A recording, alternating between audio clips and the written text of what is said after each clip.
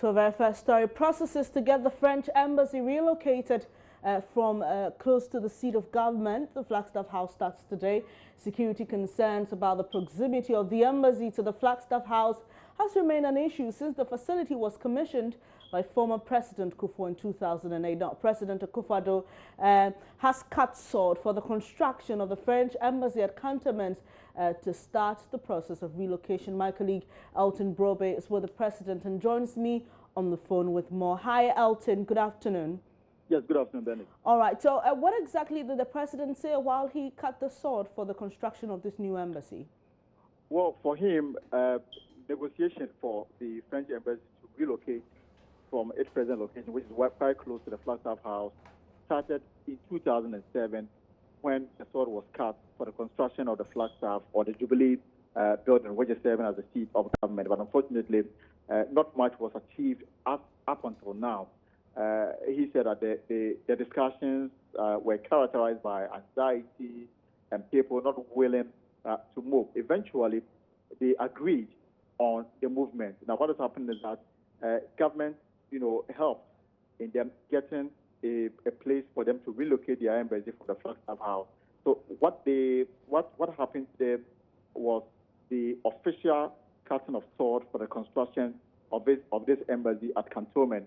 Now, when it is done, what we've been told that all units of the French government in Ghana will have their offices at this particular construction site when completed, hopefully in 18 months' time. So the President was quite happy that the process will start as early as possible so that government can have that kind of luxury and freedom to operate within the enclave of the Flagstaff House without any kind of interference whatsoever from, either a building belonging to a Ghanaian or a foreign embassy. All right, Elton, so what has the French ambassador or the embassy been saying about this, their reaction? Because it's been quite a long time since the Flagstaff House was commissioned and to today.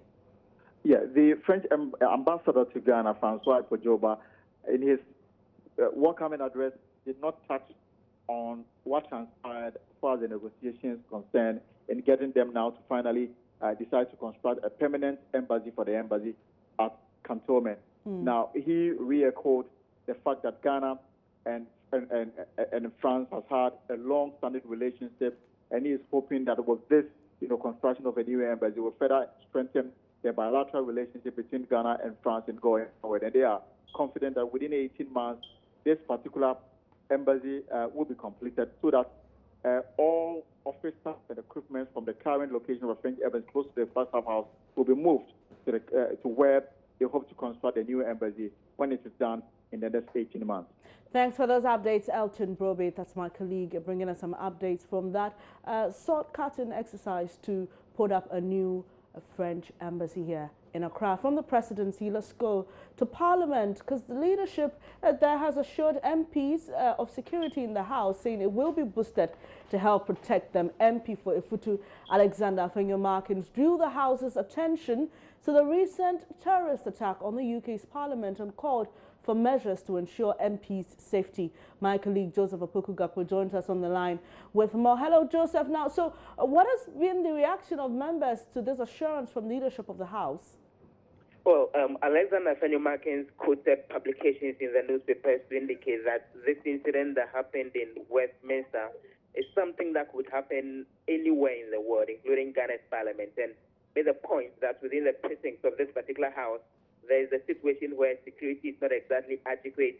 People walk in and walk out without exactly being checked, and unknown people, and he actually used the word all manner of people do walk into the premises, and all kinds of vehicles come in that are not exactly checked before then they get in. And so he was asking the Speaker to help do something about that. He also made reference to previously an issue that had gone to the Defense and Interior Committee of Parliament, in which the Immigration Service had raised concern about the kinds of visas that are issued, some of them being fake, and drew a link between the two and indicated that has resulted in a situation where all kinds of people get into the country, and so there is the need for increased protection, particularly for Parliament. The Deputy Majority Leader, Adwoa Safo, responded to that and indicated that efforts are ongoing. Some had happened already last year to help boost security here, but they would ensure that when it comes to areas like the cafeteria where MPs are able to sit around and have a conversation, they would increase security presence and ensure adequate protection there for members of parliament. All right, Joseph, so what are some of the other specifics in terms of this assurance that the leadership of the House is given to MPs? Well, interestingly, the Deputy Majority Leader did not exactly give any specifics as to what exactly will be done. Right here in Parliament, there have been various concerns about how things like the scanners that people use when they are coming in, that is used to help detect metallic objects on them, do not work. There have also been concerns about people who come in without the required accreditation. There have been concerns about the kind of car parks that they have and how vehicles are able to enter without any form of restriction. And these are the issues that MPs are asking that are looked at. But beyond that, the Member of Parliament for North Tongue, Samuel Akufo-Addo, drew attention to the need for the House to prioritize not just their security, but also to help ensure that the security of citizens generally are prioritized. He made the point that beyond raising issues about the security in Parliament, there is the need for MPs to further discuss the whole issue of security across the country, so that then it doesn't come up that they are prioritizing their security as members of Parliament above the security of members of the general public. Well, thank you very much, Joseph Opoku-Gakpo, coming to us from Parliament. Now, away from Parliament, the cost of depression on the Ghanaian economy has been pegged at 7% of the country's gross domestic product. That's according to the Ghana Psychological Association. Finance Minister Ken Ofori-Atta describes the phenomenon as worrying and must be stopped. Now, he spoke at the maiden lecture of the Ghana Psychological Association held in Accra yesterday. The maiden lecture of the association was on the theme Well-being and Economic Growth, New Frontiers in Psychology, Economics and Public Health. Depression has been cited for the many cases of suicide in the country. Mr. Ofori-Atta said the situation is tragic and called on the citizenry to be more concerned about their mental health. Interesting statistic was the cost of psychological depression on the economy. And that's a staggering 7%, which is, equivalent to what we expect our fiscal deficit to be this year. So imagine filling that gap if we can get productivity to that level. But I think it also shows us the importance of putting resources into psychology to avoid this cost for our nation. And the concept of creating a wellness society, which, will enhance productivity. On his part, the CEO of the Mental Health Authority, Dr. Akufo-Addo, said the country has not done enough for mental health. The result is loss in productivity. Indeed, if you go to any general hospital, about 40% of the people there, general hospital, I'm not talking about psychiatric hospitals, general hospital, 40% of the patients there have an underlying mental health problem. For instance, you have a chronic illness, diabetes, tuberculosis, cancer, HIV/AIDS, whatever illness. Once it's been with you for some time, you tend to react to that and get a little depressed. Not everybody, but it tends to happen that way. Some other people may simply have frank depression, but it manifests as some bodily features, somatic complaints. So somebody will go and complain headache, chest pains, waist pains here and there. Doctors may go through everything. They don't find the problem. You may go to the lab, X-ray, everything. Underlying thing may be depression or mental illness of one kind or the other. Now, because of that, you'll pump a lot of drugs into you, waste of money. And the drugs, either they are probably imported from outside or what. So it's waste of money going down the drain. You are also not well, you can't go to work, absenteeism. Or even you go to work, you can't perform effectively, presenteeism. For every one person who goes to the psychiatric hospital, 2 or 3 people may follow that person. So you can't go to work because you are going to the hospital, and 3 others have to follow you because, and therefore they cannot go to work.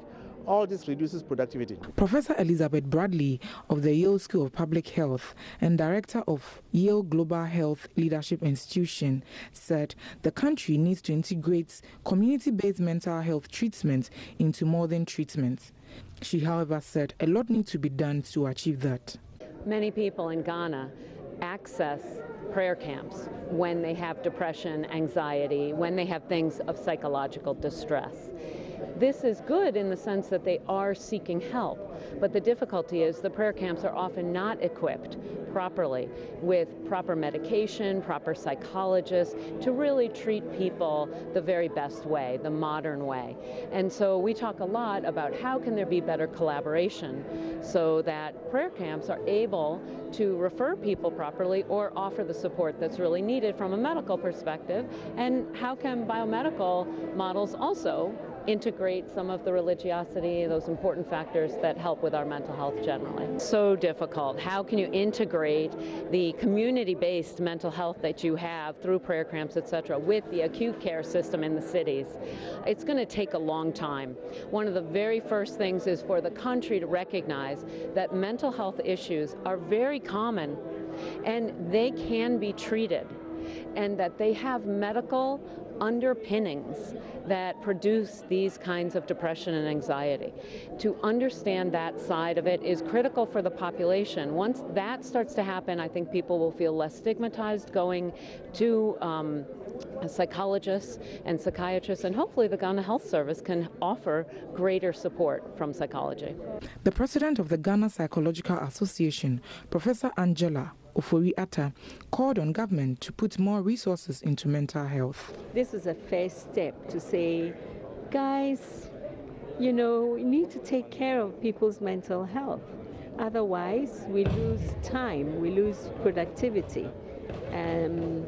You know, so that's why we show the research that we do. And we think that if we begin to show you all the research that we do, you know, then the population will say perhaps we really do need the services of psychologists.